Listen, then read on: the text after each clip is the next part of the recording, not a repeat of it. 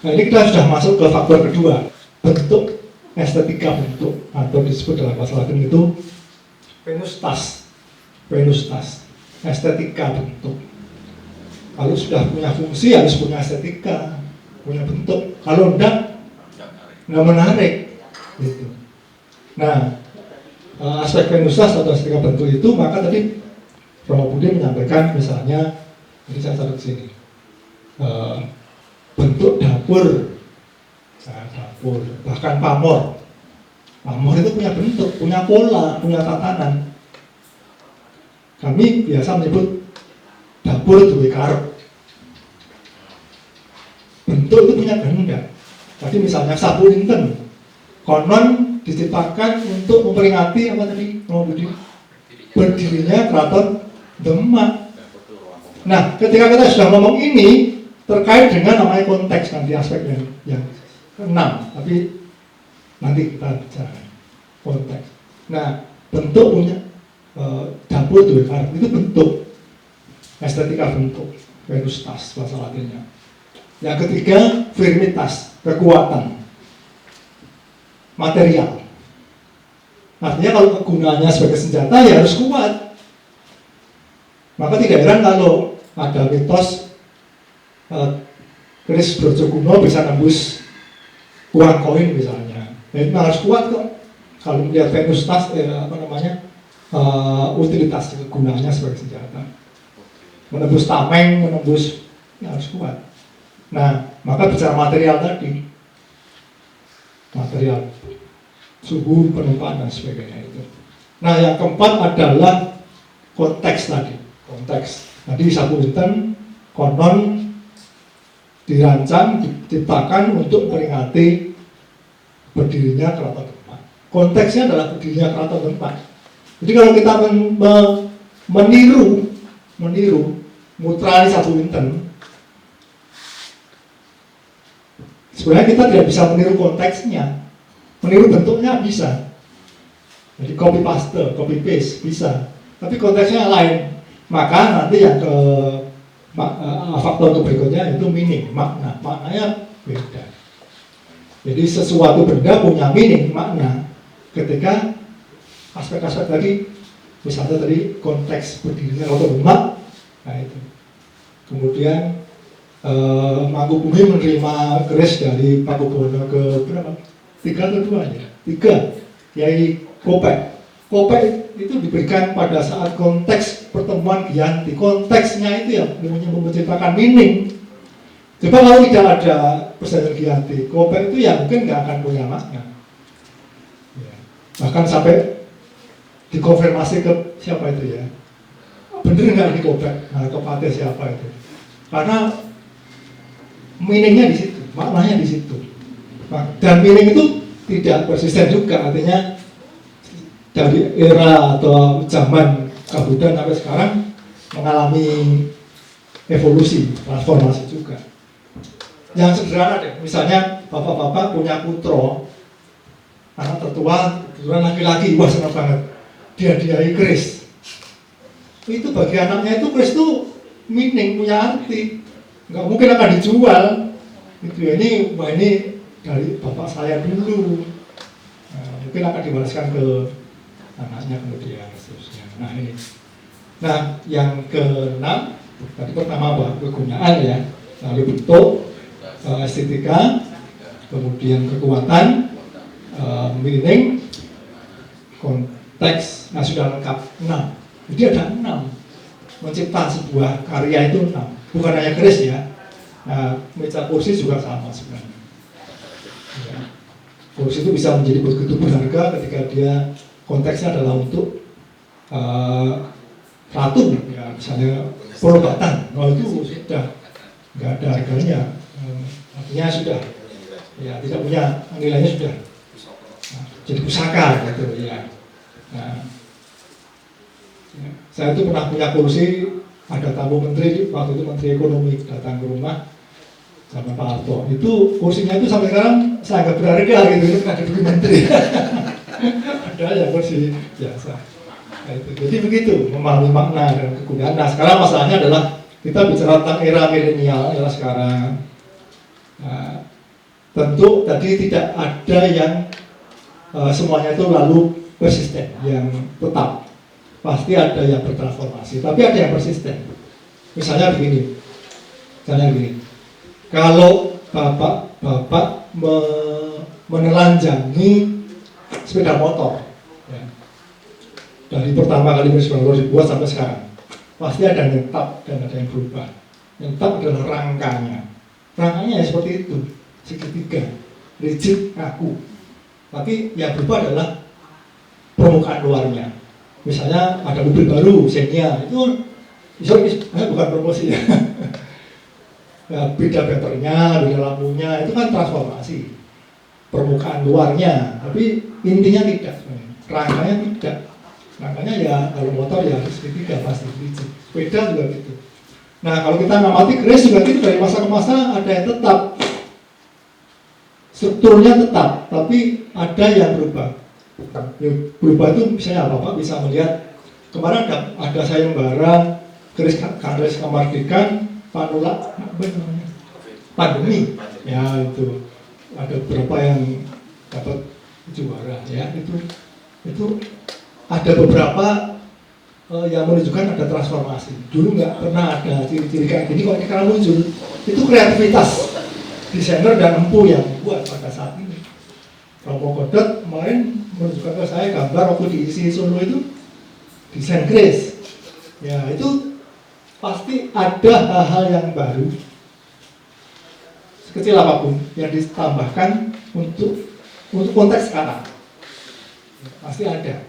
Ya, kalau enggak nanti hanya copy paste saja, ya, atau muterani. Nah, artinya apa? Ketika kita mau bicara tentang makna dan kegunaan Grace pada masyarakat pada saat ini, kita harus juga mengetahui konteks sekarang. Maka kita akan mencipta Grace pada saat ini juga harus tahu apa konteksnya, apa kegunaannya, kemudian bisa menciptakan meaning atau tidak, mana atau tidak. Ya. Dan itu sebenarnya tergantung kita.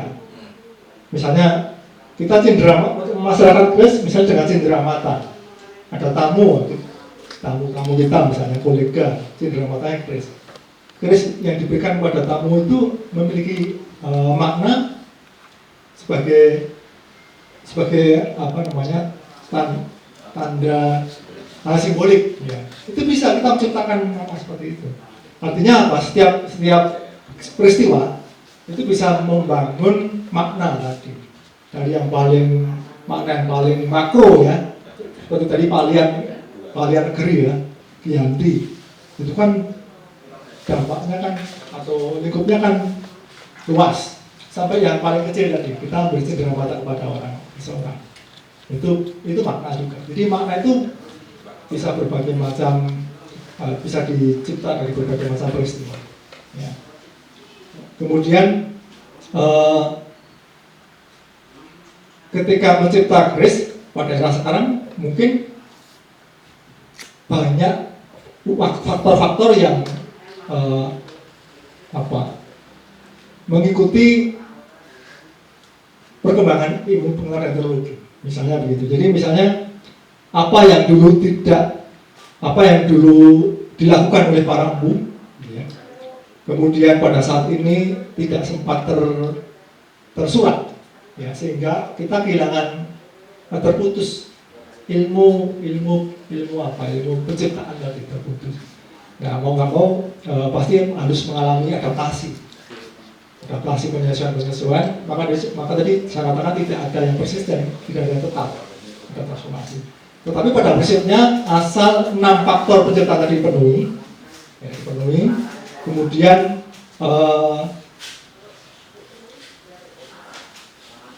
kalau saya mengatakan pakem sebenarnya juga susah ya. Yang pakem itu pakem yang mana? Ya.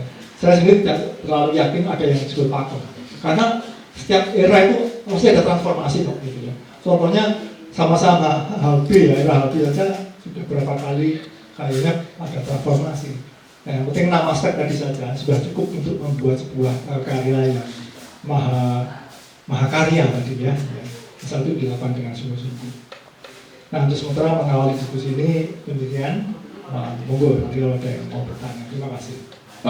Sebelumnya Pak, bisa nggak dijelaskan kenapa sejarah keris ini, ketika mungkin sejarahnya saya nggak tahu, mungkin apa pas sebelum Majapahit itu ada keris ya, itu bentuk anatomi secara estetika itu kok sampai begitu melengkung, kemudian bentuknya berbeda sama pedang apa sama pisau, itu apakah ada alasan kultural, apa alasan antropologi, atau alasan apa ya kira-kira ya sampai estetikanya demikian? Nah, jadi menjelaskan ini tidak mudah karena dokumen terus sudah ada gitu. Jadi kita menggunakan pendekatan keilmuan saja. Menurut saya ya, misalnya gini, kalau dalam teorinya Ferdinand Saussure ya, kita mau membaca sebuah makna itu adalah ada yang disebut permukaan, struktur permukaan ya, surface structure, dan struktur dalam namanya. Nanti saya jelaskan yang disebut struktur. Keris itu punya struktur, bentuk dasar itu pasti punya.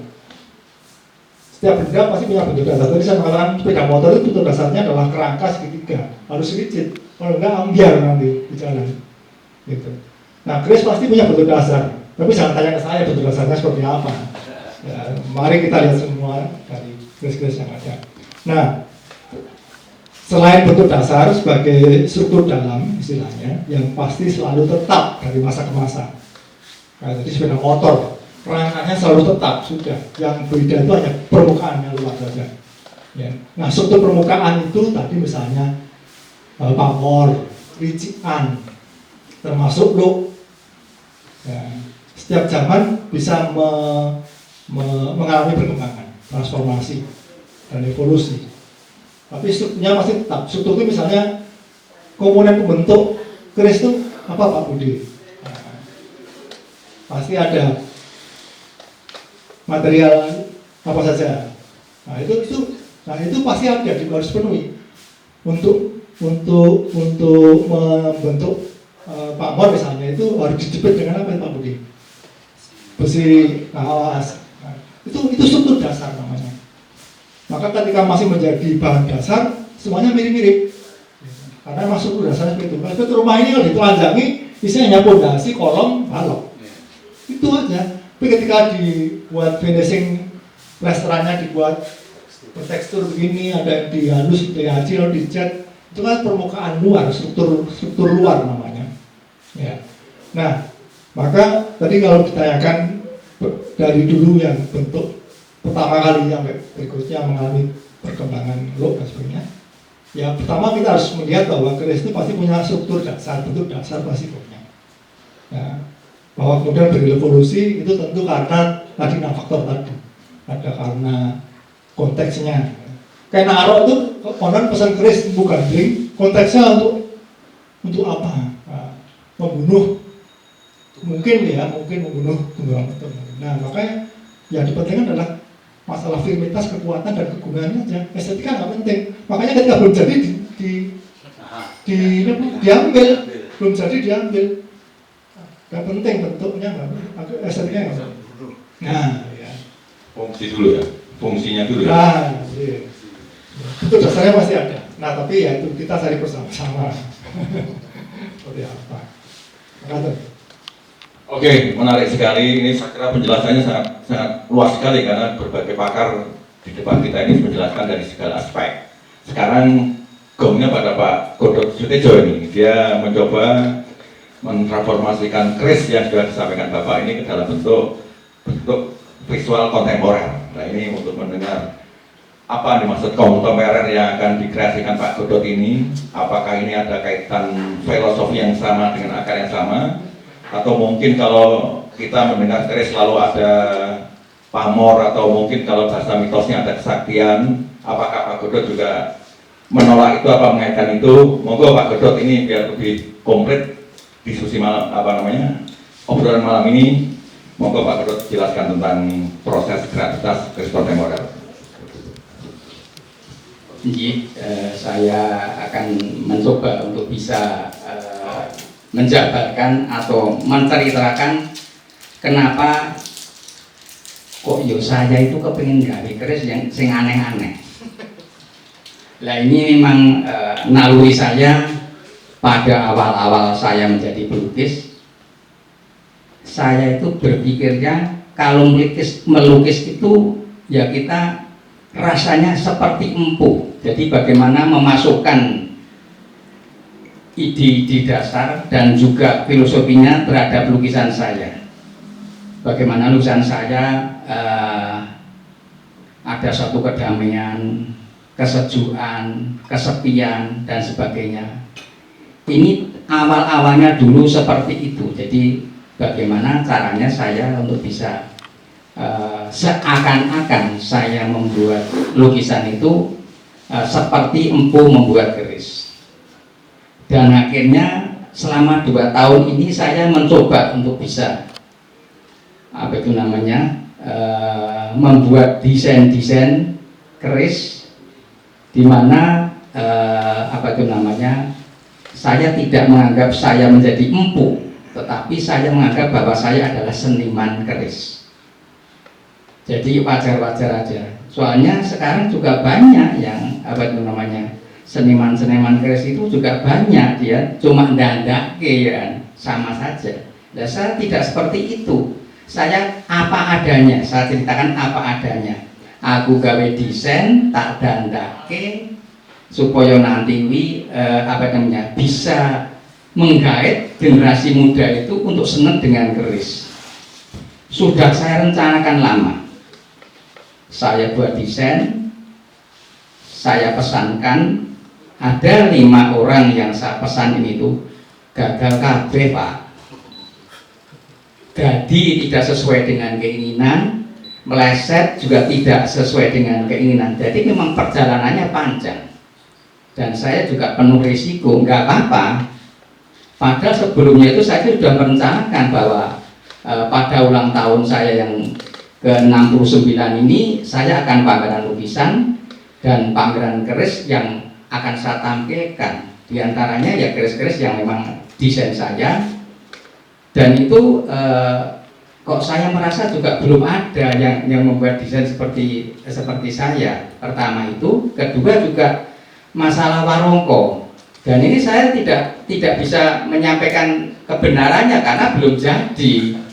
Jadi maka mungkin di akhir bulan mungkin saya akan menyampaikan hal tersebut sehingga komplit lah istilahnya, walaupun mungkin 1 atau 2 setidak-tidaknya keris-keris tersebut sudah terwadai dengan warongko dan sesuai dengan minimal ya setengah keinginan saya, seperti itu.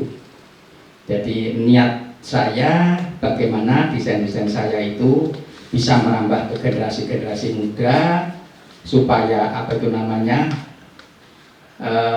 dalam kata lain mau menghargai keris, karena keris ini pembuatannya juga mungkin lain, mungkin tidak dengan tempa, mungkin tidak dengan sesuai yang diharapkan oleh para empu-empu zaman dulu. Ini betul-betul kontemporer, mungkin sewaktu ya cuma dicor, bisa jadi seperti itu. Terus etsa dan sebagainya, karena juga saya sangat sadar bahwa ini saya harus bagaimana caranya bisa membuat cepat, tetapi anak-anak muda segera untuk bisa menangkap. Nanti kalau sudah bisa menangkap apa yang desain-desain saya buat nanti, pasti dia akan mencari keris-keris yang diinginkan oleh anak-anak muda tersebut. Jadi ini jambatan supaya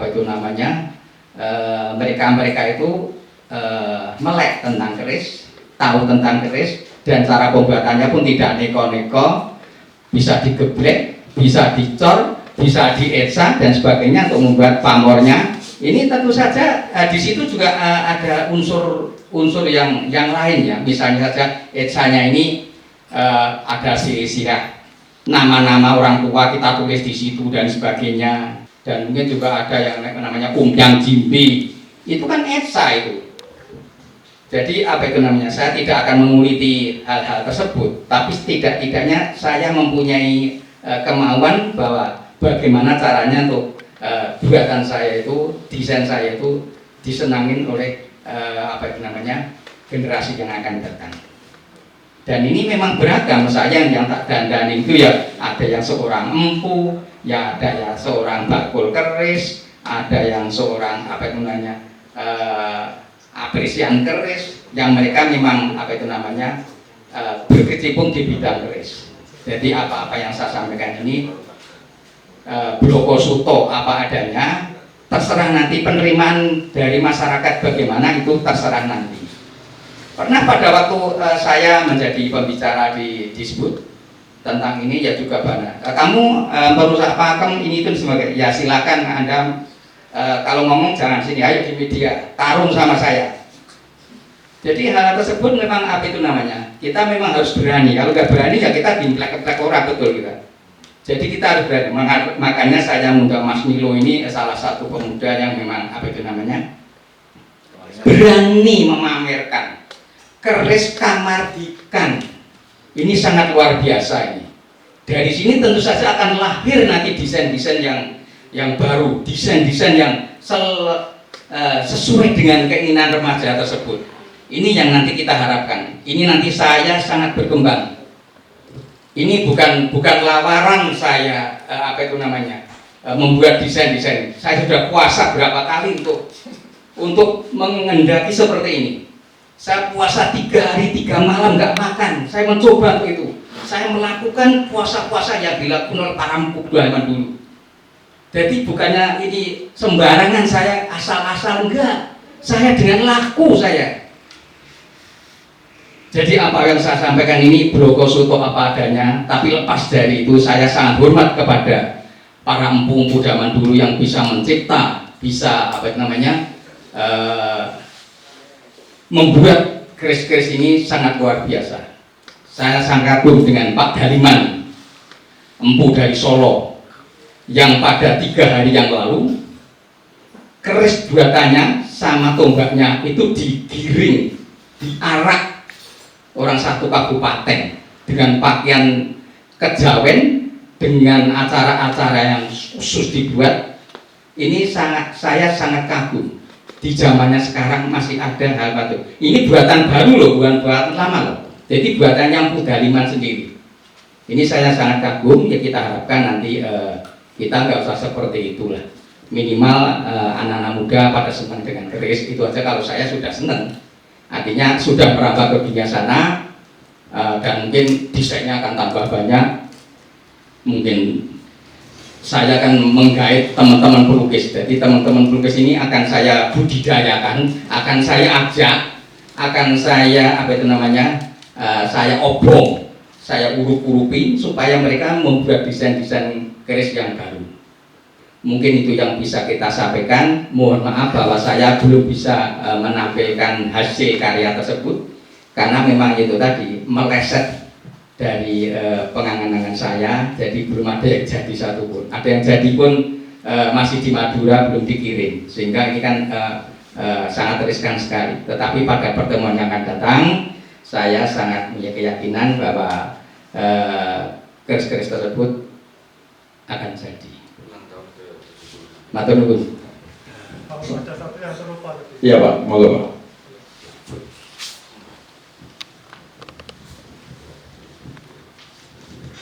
Tadi baru 5 ternyata, setelah saya sudah terus. Aku tadi ngitung juga kurang 1 kayaknya. Ini apa ya? Apa namanya? Cocok. Berarti yang terakhir ini saya ingat karena Pak Romo Budet urusan mendiko. Saya 3 hari puasa, tadi kata gini. Nah, yang ke-6 tadi namanya will atau kehendak. Gitu. Jadi setiap benda di situ pasti ada kehendak.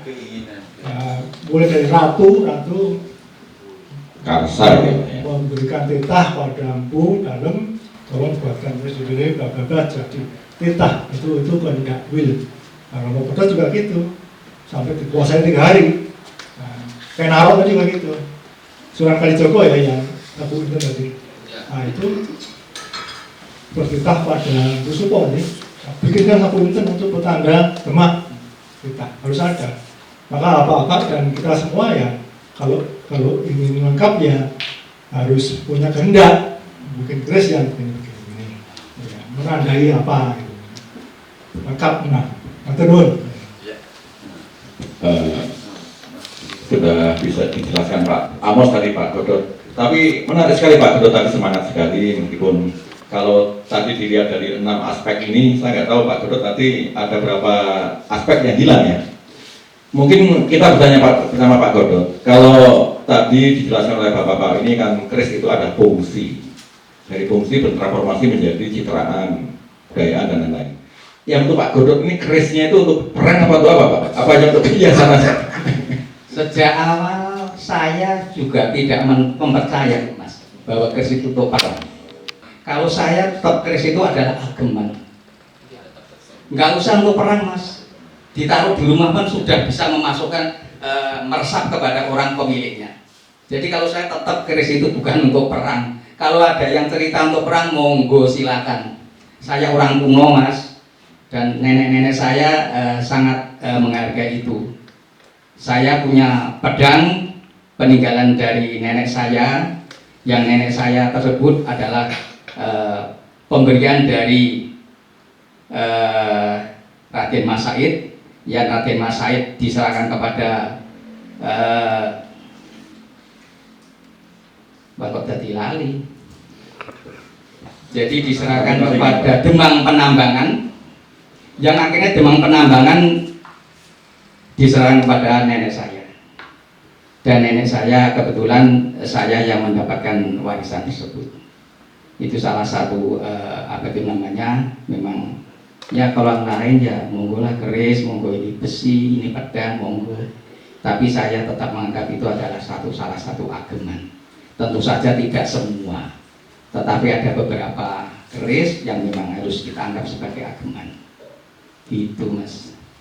Berarti tetap ada fungsi untuk keamanan Pak ya? Oh iya. Fungsi keamanan. Tadi kalau dalam sejarah keris kan dikisah-kisahkan selalu menjadi alat keamanan. Kalau memang terpaksa baru digunakan. Iya. Nah, yang dimaksud ageman itu mungkin bisa diperjelas Pak. Apa kayak hiasan kalung atau hiasan aksesoris? Ya, apa ageman bertulisan? itu bisa dikatakan sifat kandel Mas. Kalau keris yang saya buat itu sudah tidak masuk di situ Mas. Ini keris-keris tertentu yang memang masuk ke situ. Kalau keris saya itu souveniran Mas. Jadi saya sudah terus terang aja menyampaikan itu souveniran. Tapi kalau nanti pada suatu saat, karena saya juga studi, juga saya belajar, siapa tahu saya juga bisa membuat keris-keris yang seperti saya inginkan menjadi keris ageman tadi. Saya rasa begitu. Saya kira cukup menarik. Tadi ada sedikit memang ada sedikit kontradiksi, meskipun kalau diurut-urutkan mungkin bisa temu ya. Bisa temu karena bagaimanapun tadi saya tertarik sekali, bentar Mas Ibnu ya, tertarik sekali bahwa keris itu sebagai fungsi itu tadi sudah dijelaskan. Tapi sebagai estetika, demikian rumitnya dia mengolah artistiknya, mengolah seninya. Itu kayaknya kalau tak dengar itu demikian apa ya, seakan-akan itu satu hal yang sangat luar biasa didesain menjadi semacam penanda zaman, penanda era, penanda filosofi, ada istilah-istilah yang sangat kaya sekali. Dan mungkin kalau Pak Godot mungkin dari sisi kontemporer yang mungkin tidak mengatur sana Pak ya. Tapi saya kira itu masalah lain.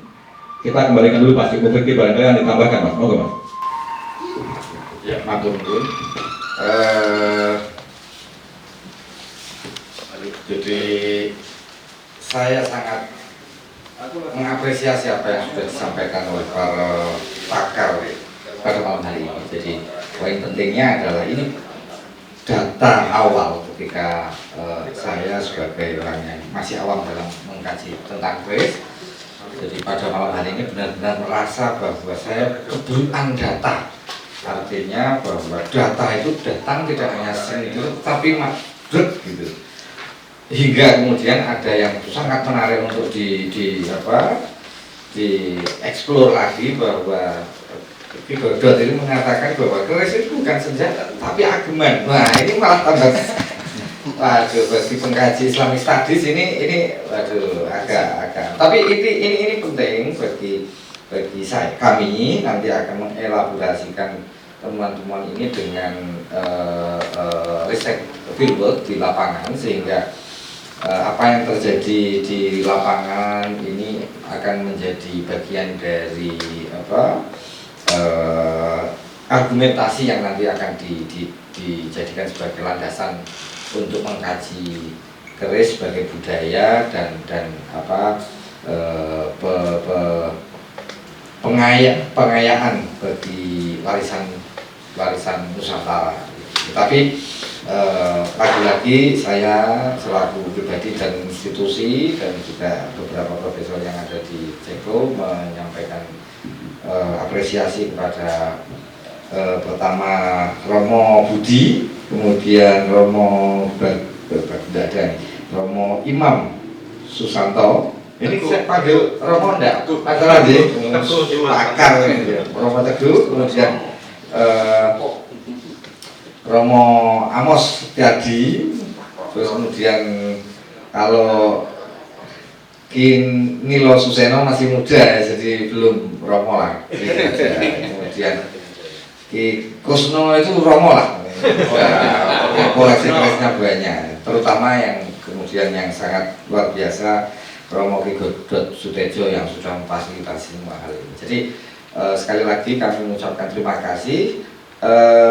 Jadi pertemuan ini tidak hanya berhenti saat ini. Kami berharap nanti ada hal-hal lain, misalnya ada pertemuan dari Largangsir. Kami insya Allah kalau memang ada waktu akan menyambangi untuk mendiskusikan banyak hal sehingga data-data kami ini menjadi benar-benar argumentasi untuk dunia perkerisan masa depan. Jadi kalau Rocky Godot ini kan menyampaikan bahwa ini usia ke-69 yang hanya kekecewaan atas yang kerisnya belum jadi, lalu diadakan semacam sarasean. Tapi kemudian yang ulang tahun ke-70 kami berharap semua sudah terpampang karya Ki Godot ini sebagai keris kontemporer dengan berbagai bentuk dan gaya, walaupun nanti rusak pakem atau tidak itu urusan lain. Saya kira itu Pak Mahmud. Sekali lagi terima kasih. Oh jadi monggo, dari saya terima kasih sekali. Nah, ini masalah konteks tadi, masalah sebagai sifat kan. Ini dari struktur bentuk nanti bisa disampaikan Pak Amos hasil penelitian secara akademis.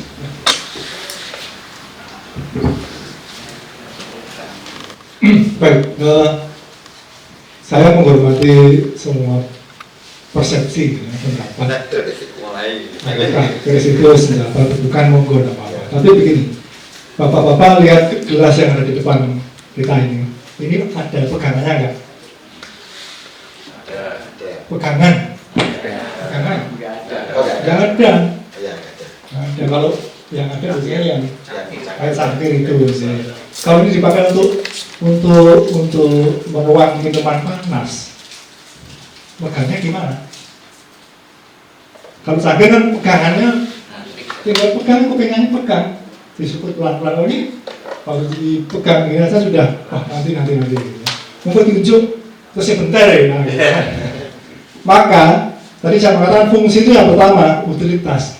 Maka bentuk itu mestinya mengikuti fungsi umumnya mengikuti fungsi. Kalau dibalik fungsi mengikuti bentuk, nah, itu dipaksakan. Namanya memperkosa bentuk. Jadi contoh misalnya kursi. Nah, kursi itu pasti minimal ada tempat untuk menaruh kantor kita. Kalau hanya satu balok kayu, releng tangga itu untuk duduk ya nggak bisa. Ya. Jadi bentuk dasar itu maksudnya. Kalau keris bentuk dasarnya apa? Pasti ada pegangannya. Ya kalau diluas, ya ada bibir itu untuk pegangan. Pasti ada. Gitu. Yang kedua untuk melindungi agar tangan kita tidak terluka, bagian gonjo ini datar. Ya. Kalau seperti samurai itu kan juga ada. Apa itu namanya? Abaki ya, supaya kita tidak terluka. Kemudian dari bentuk dasarnya sudah kelihatan ini kegunaannya apa maksudnya gitu. Karena dibentuk atau dicipta berdasarkan fungsi tadi. Kalau fungsinya bukan untuk senjata atau tidak berbahaya bagi pemegang, mungkin tidak seperti ini. Nah, ini pun kita bisa meneliti dari sisi ergonomi atau tidak, aman atau tidak digunakan. Gitu. Nah, jadi ketika membedah sebuah keris di dalam bisa sampai seperti itu kita menelitinya. Senjata atau bukan? Kalau bukan senjata, ngapain harus dengan dengan struktur bentuk yang seperti ini. Cukup sesuatu yang bisa disematkan di manapun, tidak harus di belakang punggung, ya. Bisa disaku di mana. Itu kalau aksesoris. Tajamnya itu Pak, tajamnya keris itu kan menunjukkan untuk Nah, dari bawah ke atas, dari bawah ke pucuk. lancip. Betul. Itu untuk fungsi apa? Fungsinya kan jaraknya untuk Ya, tadi fungsi dari kegunaan. Iya. Kalau sebagai aksesoris nggak perlu tajam kok, tumpul itu nggak apa-apa kok. Contoh samurai yang murah itu, ya, itu jelas-jelas aja nggak apa-apa. Tapi yang betul-betul untuk kapas ditiup aja atau kapas di terbelah. Makatan ya, kira-kira itu menjelaskan cara teoritis atau Counter atau apa ini? ini tadi melengkapi. Tadi karena Pak Amos tadi sudah menjelaskan bahwa fungsi itu mengalami transformasi dari fungsi barangkali awalnya untuk perang atau mengomando perang, lalu karena zaman sudah aman fungsinya menjadi fungsi persepsi, citraan, kemuliaan apalah gitu kan. Jadi saya kira ini bisa diterima semua ya. Artinya bahwa keris saat ini kan bukan untuk perang, tapi kan tetap keris diproduksi terus menerus sebagai simbol keagungan budaya atau estetika adiluhung atau apalah gitu ya. Mungkin saya kira sejarahnya tadi disampaikan Pak Mor dan bapak-bapak ini juga akan menjelaskan. Kalau Pak Godot tadi saya kira sama, cuma dia karena dia belum tercetak dalam sejarah. Nanti kalau menjelaskan akan sejarah nanti akan diteliti bahwa Pak Godot ini juga penemu keris ABCD fungsinya ABCD, saya kira gitu Pak Godot, karena ini baru memulai awal sejarahnya, barangkali kami semua nggak bisa membahas karena kan belum bisa diteliti gitu ya, baru gagasan. Saya kira kesimpulan sementara itu karena ini masalah cukup panjang dan cukup luas, saya nggak bisa menyimpulkan, saya tidak punya kemampuan untuk memahami dunia perkerisan, tapi saya memahami bahwa ini dunia estetika yang luar biasa dan bisa abadi di era modern. Artinya tidak semua barang-barang lama bisa ditafsirkan dalam konteks modern, namanya disebut kontemporer tadi. Tapi keris ini menjadi bagian yang selalu diperhatikan terus termasuk kedatangan Mas Ibnu Fikri ini dalam rangka menjembatani keris dalam tafsir yang lain, terutama fungsi maupun apa itu metaloginya. Artinya ada pertanyaan menarik sebelum kita tutup. Besi yang digunakan untuk keris itu kalau secara logika cuma besi. Tapi kalau keris yang di kita ini kan ada citraan-citraan lain, kayak ada pamor, ada aura, ada apa. Ini yang mestinya yang kalau keris secara bentuk kan sudah diakui UNESCO, tapi secara materialnya ini yang mungkin menjadi pertanyaan-pertanyaan kita ke depan atau saat ini yang Mas Ibnu lakukan penelitian gitu. Saat ini wacana awal atau mungkin kita akan berlanjut Mas Ibnu ya. Ini sebagai pijakan awal bertemu di pada depannya Pak Godot, dari ini Godot, dunia rupa Pak Godot yang interaktif dari dunia-dunia lain termasuk bidang perkerisan, kadang-kadang juga ada bidang spiritual yang lain. Ini menambah khasanah bahwa seni tidak berhenti di ruang hampa.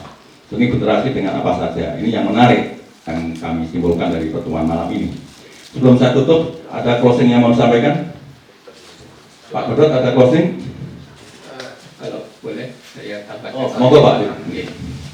Jadi sebenarnya apa yang sedang dirintis Pak Godot sebagai seni kontemporer itu ya tidak perlu kita benturkan dengan pakem tradisional, karena apa yang tradisi ada kadang-kadang kita memisahkan antara tradisi modern, apa yang klasik dengan yang kontemporer seperti itu. Sebaiknya ya pengusung tradisional tidak perlu menghujat yang kontemporer itu sebagai perusak pakem gitu ya, karena memang beliau itu tidak terikat pakem, karena ya namanya kontemporer kan, modern ya terserah, bebas, merdeka. Nah, itu jangan kita mengukur air dengan timbangan gitu ya, nggak bisa ya, harus pakai volume ya, pengukur gelas ukur gitu. Jadi kalau mengukur keris-keris seni kontemporer dengan pakem klasik ya tentu orang gatuk. Nah, terus dihujat. Nah, sebenarnya kalau kita memahami keris sendiri seperti tadi dikemukakan Pak Amos, itu fungsi keris itu tidak semata-mata tujuannya sebagai senjata, itu memang tidak, karena ada juga yang difungsikan sebagai alat kelengkapan sesaji, keris sajen itu ada, lalu ada yang apa untuk istilahnya ya tibe atau jimat itu ada, seperti keris sombro itu ya ujungnya tidak tajam, ya memang dia tidak difungsikan sebagai senjata. Jadi kalau ada orang menggunakan keris sombro sebagai senjata, ya itu yang salah orangnya, bukan punya membuat ya. Dan kemudian juga kalau kita saya mengutip pendapatnya Pak Damar Jati almarhum, ya, Profesor Filsafat UGM, itu sebenarnya benda tajam itu dapat dibagi menjadi 3 kelas. Pertama alat, kemudian senjata, yang terakhir itu pusaka. Nah, kalau alat itu boleh digunakan sak-sake itu. Misalnya alat pisau dapur. Nah, pisau dapur mau ngiris berambang, ngiris ya boleh aja, atau golok gitu ya. Golok sebagai alat untuk belah kelapa, menceraikan bambu itu bisa. Tapi ketika seorang pendekar punya golok, nah dia akan jadi senjata. Nah itu kalau pendekar bawa senjata golok itu lalu kok pinjam golokmu tak gue belah, ambil ngiris kambing, itu kan itu ya bisa dikatakan melecehkan pendekarnya. Wah, senjataku tak gue tak sae itu kepiye ya. Nah di atas itu ada lagi yang namanya pusaka. Nah, pusaka ini sudah meninggalkan senjata, dan pusaka yang baik itu tidak digunakan sebagai senjata, jadi tidak pernah digunakan untuk membunuh.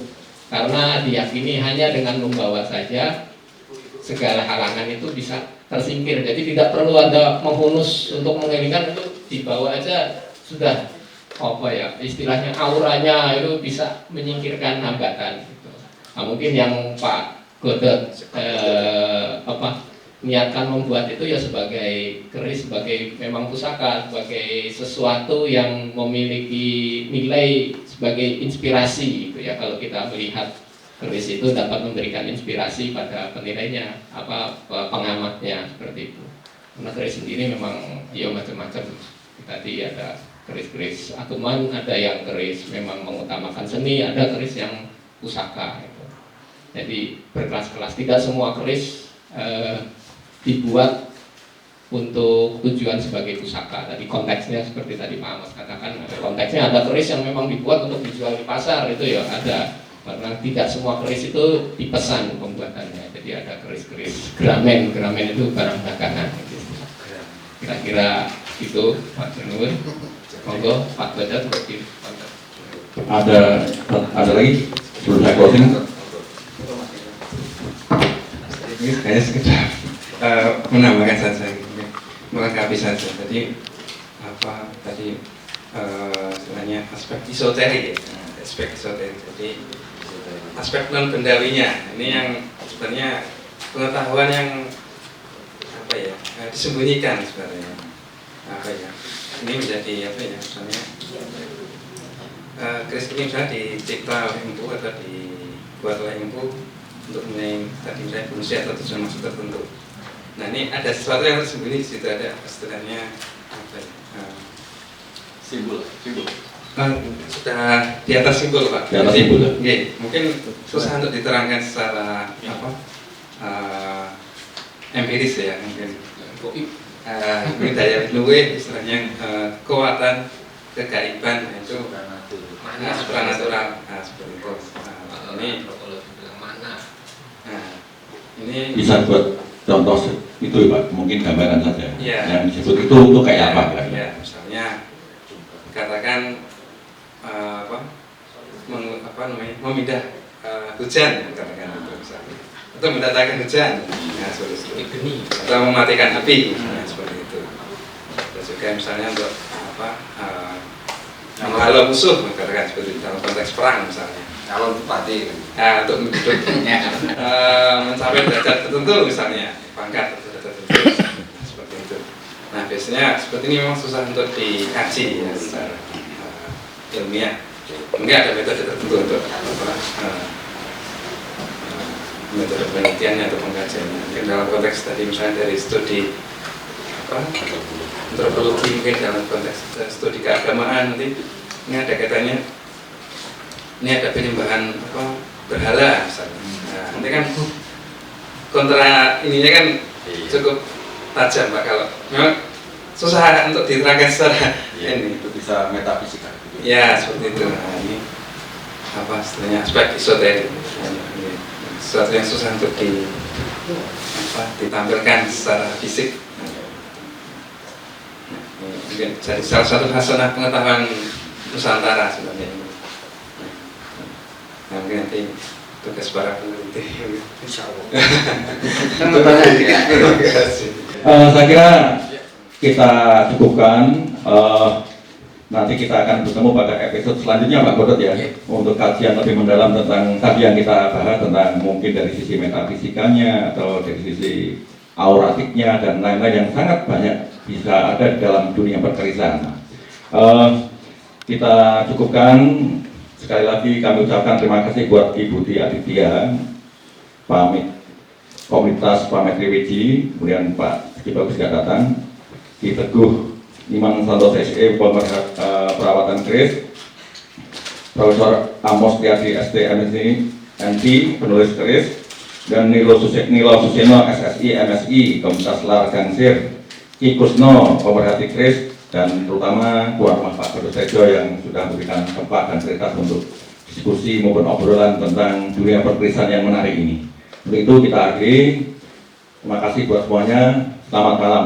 Malam ini saya sangat bahagia sekali bisa bertemu dengan para pakar-pakar keris di Yogyakarta karena saya mendapatkan tugas dari Profesor di Ceko untuk meneliti tentang keris secara metalurgi. Jadi di Eropa itu kan memang ahli tentang metal, tetapi mereka sangat bingung ketika dihadapkan dengan persoalan pamor, kemudian mistis tentang keris. Nah, oleh karena itu disinilah kemudian saya mendapatkan jawaban.